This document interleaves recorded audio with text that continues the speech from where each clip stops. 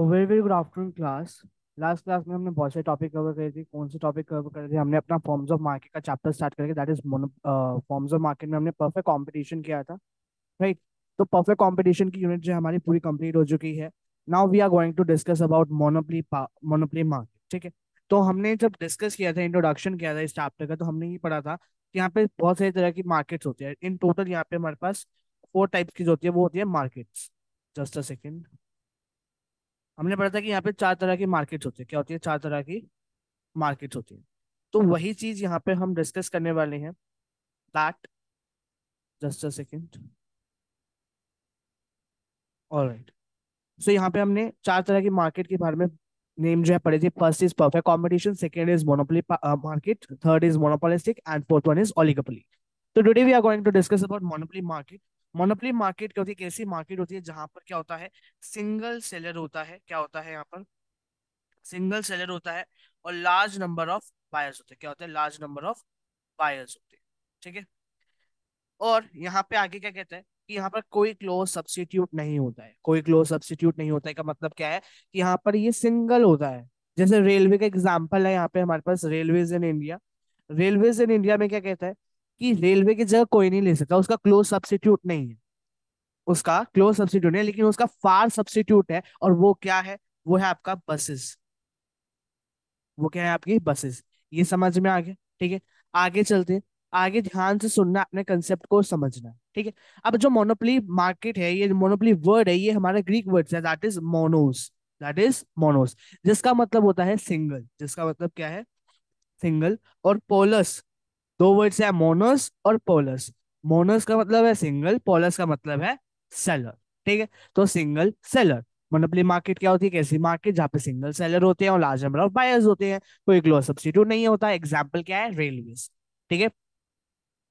Now इसके features पे आते हैं। फीचर्स क्या है कि यहाँ पर क्या होता है, वन सेलर होता है, यानी सिंगल सेलर होता है, और लार्ज नंबर ऑफ बायर्स होते हैं। क्या होते हैं? लार्ज नंबर ऑफ बायर्स होते हैं, ठीक है?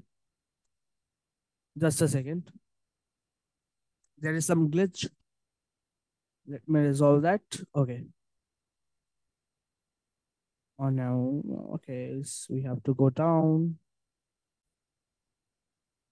All right. So यहाँ पे क्या होता है? सिंगल सेलर होता है, लार्ज नंबर ऑफ बायर्स होते हैं। तो यहाँ पर क्या है, मोनोपोली फॉर्म जो होती है, जो इंडस्ट्रीज होती हैं, ये क्या होती है? One and the same thing. और मोनोपोलिस्ट के पास क्या होता है? फुल कंट्रोल होता है over the supply and the price of the product. इसलिए यहाँ पे क्या होता है? लार्ज नंबर ऑफ बायर्स होते हैं मोनोपोली प्रोडक्ट के लिए, और कोई सिंगल बायर इन्फ्लुएंस नहीं कर सकता मार्केट के प्राइस को। ये कौन कौन हो सकते हैं मोनोपोली में? जो ये सिंगल सेलर है, ये कोई इंडिविजुअल हो सकता है, कोई ग्रुप ऑफ पार्टनर्स हो सकते हैं, एक जॉइंट स्टॉक कंपनी हो सकती है, और एक स्टेट हो सकती है, ठीक है? तो ये कुछ भी हो सकता है। क्या हो सकता है? ये कुछ भी हो सकता है, ठीक है? ये बात क्लियर हो गई? देन आगे चलते हैं। यहाँ पर इसका कोई क्लोज सब्स्टिट्यूट नहीं होता। क्या क्या? कोई क्लोज सब्स्टिट्यूट नहीं होता का मतलब कि जो प्रोडक्ट प्रोड्यूस होता है मोनोपोलिस्ट के पास, वो कोई क्लोज सब्स्टिट्यूट होता। तो यहाँ पे कोई फियर नहीं होता, कोई डर नहीं होता किस चीज का? कंपटीशन का। For example, there is no close substitute of electricity services provided by TPDDL in some parts of Delhi. However जो प्रोडक्ट होता है उसके डिस्टेंस सब्स्टिट्यूट्स हैं, जैसे कि inverter and generator. Like the same way, मैंने आपको रेलवे का एग्जांपल दिया था कि रेलवे का क्लोज सब्स्टिट्यूट नहीं है, लेकिन फास्ट सब्स्टिट्यूट है, that is buses, roadways, right? But ऐसे ही हमारा इलेक्ट्रिसिटी का क्या है? Inverter and generator are the fast substitute, but not a close substitute. क्योंकि इन्वर्टर जनरेटर तो सिर्फ एक ही घर में लग सकता है ना, एक ही घर में वो इलेक्ट्रिसिटी प्रोवाइड कर सकता है। लेकिन जो हमारी इलेक्ट्रिसिटी सर्विसेज होती है वो कहाँ कहाँ जा सकती है? वो तो पूरे all over the ground, all over the world है ना। तो इसलिए तो कोई क्लॉज सब्स्टिट्यूट नहीं होता है। No close substitute of railways as bulk cover, ठीक है? रेस्ट्रिक्शन होती है एंट्री और एग्जिट पे, स्ट्रॉन्ग बैरियर्स लगा दिए जाते हैं। क्योंकि मोनोपोली में क्या होता है, यहाँ पर एबनॉर्मल प्रॉफिट्स होते हैं और लॉसेस होते हैं लॉन्ग रन के अंदर। क्या कहा? एबनॉर्मल प्रॉफिट्स अर्न कर सकती है और लॉसेस होते हैं लॉन्ग रन के अंदर। तो ये बैरियर्स इसलिए लगाए जाते हैं, यहाँ पर रेस्ट्रिक्शन लगाई जाती है, due to the legal restrictions की वजह से बैरियर्स लगाए जाते हैं।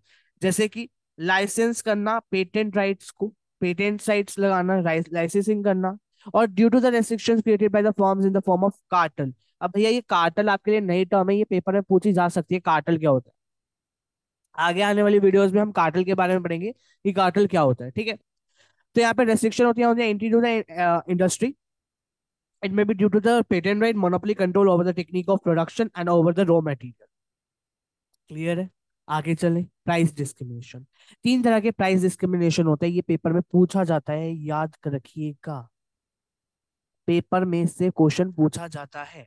एक मोनोपोलिस्ट जो है वो चार्ज कर सकता है different prices for his product from the different sets of consumers at the same time. Different prices को चार्ज करना डिफरेंट डिफरेंट कंज्यूमर से एक सेम समय पर, उसको हमने क्या, प्राइस डिस्क्रिमिनेशन. फॉर एग्जांपल ये मेरे पास पेंसिल है, पेंसिल है, ठीक. नाउ दिस एप्पल पेंसिल, मेरे पास एप्पल पेंसिल, ठीक है.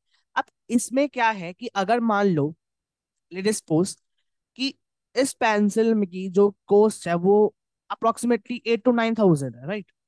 अब मान लो मैं गया, मेरे को उसने कहा भैया ये आपको 7 thousand की लगेगी. एक और बंदा है, भैया आपको 9 हजार की लगेगी अलग से. मेरे को नहीं पता उसको 9 की बेच रहा है या उसको नहीं पता कि मेरे को 7 की बेच रहा है. But different cost different prices को चार्ज कर रहा है वो डिफरेंट डिफरेंट कंज्यूमर्स. तो वो क्या कहलाएगा, आपका प्राइस डिस्क्रिमिनेशन कहेगा कि भैया डिस्क्रिमिनेशन हो रहा है यहाँ पे प्राइस का.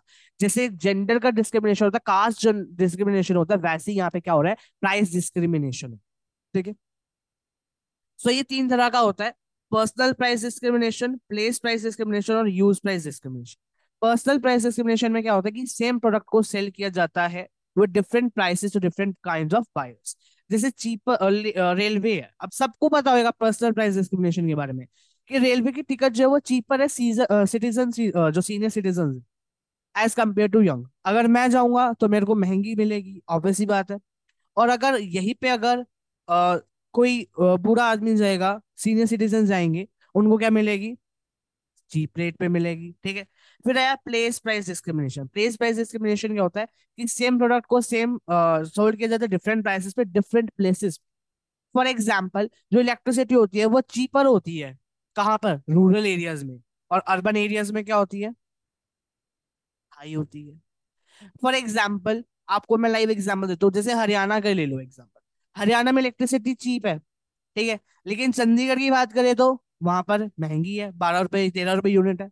और हरियाणा में कहाँ है, बहुत कम है इससे. तो बात समझ में आ रही है. तो यहाँ पर इलेक्ट्रिसिटी लो भैया, इसने एग्जाम्पल भी इलेक्ट्रिसिटी का ही दिया, मेरे को तो पता ही नहीं इलेक्ट्रिसिटी के एग्जाम्पल भी लिखा हुआ है हमने अपने नोट्स के अंदर. तो बात समझ में आ गई. तो डिफरेंट कंज्यूमर से डिफरेंट चार्ज करना फॉर द सेम प्रोडक्ट.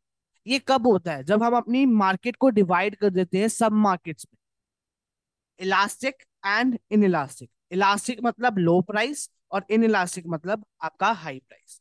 तो ये आपको बात समझनी पड़ेगी कि in the elastic we have what low prices, और इन इलास्टिक में क्या है, हाई प्राइस. प्राइस मेकर, जो मोनोपोली मार्केट होती है. चलो इससे क्वेश्चन पूछ रहा हूँ मैं, परफेक्ट कंपटीशन. परफेक्ट कंपटीशन में प्राइस मेकर कौन होता है, क्विक रिस्पॉन्स चाहिए मेरे को. प्राइस टेकर और प्राइस मेकर कौन होता है, कमेंट डाउन कर देना, ठीक है. प्राइस मेकर मोनोपोली में क्या होता है, फर्म और industry are the one and the same thing. So firm has complete control over the industry in. तो मोनोपोलिस्ट क्या है, प्राइस मेकर भी है और फिक्स करती है अपने प्राइसेस को. तो ये सिर्फ इन्फ्लुएंस होती है जब यहाँ पर प्रोडक्ट के अंदर सप्लाई, प्रोडक्ट की सप्लाई के अंदर क्या आ जाए, चेंज आ जाए. ठीक है. Demand curve under monopoly market. यहाँ पर डिमांड कर्व कैसे बनते हैं, इस वे में आपको डिमांड कर्व बनानी है. कैसे, ऐसे आपको बनाना है. यहाँ पे आपकी डिमांड कब आएगी, प्राइसेस हाई है, क्वांटिटी इतनी है. प्राइसेस ज्यादा, क्वांटिटी प्राइस कम करोगे तो क्वांटिटी बढ़ जाएगी. तो यहाँ पर क्या हो जाएगा, ऐसे डिमांड कब आ जाएगी. और बात को समझो और सुनो. मैं ना इसको एक बार यहाँ पे साइड पे बना के दिखा रहा हूँ आपको ये डायग्राम.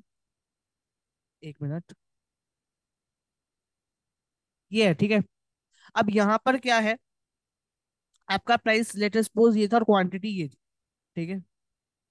अब जो प्रोड्यूसर है, क्या कहा मैंने, प्रोड्यूसर जो है, अगर वो चाहता है कि मेरे को सेल करना है ज्यादा, भैया उसको प्राइस कम करने पड़ेंगे, क्योंकि हाई प्राइस पे सप्लाई क्या होती है, कम या ज्यादा,